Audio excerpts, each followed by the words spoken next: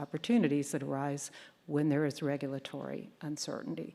First, and most of these are the flips of what I just said, strategic flexibility and delay. You can delay some hefty compliance costs. You can delay certain decisions. There's like an option value, a real option from an economic real options perspective. There's value in being able to wait. You have time to analyze all the variables associated with a strategy before you irreversibly commit capital. So that's a small window potential there.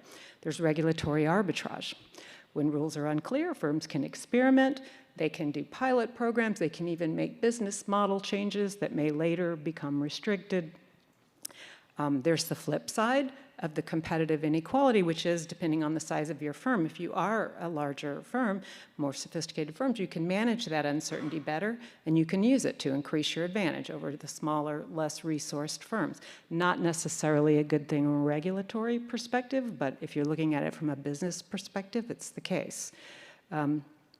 There's also, more often, opportunity to influence a regulatory outcome that is uncertain, right?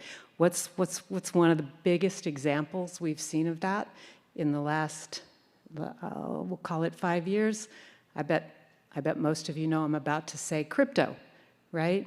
I've never seen a more stark example of taking full advantage of what they at least called regulatory uncertainty. I didn't quite agree that it was as uncertain as it was asserted, but they amassed, they did all kinds of experimentation. It grew just dramatically. They amassed resources. They had lobbying resources. We saw all of that crop up essentially as a result of what was called regulatory uncertainty. And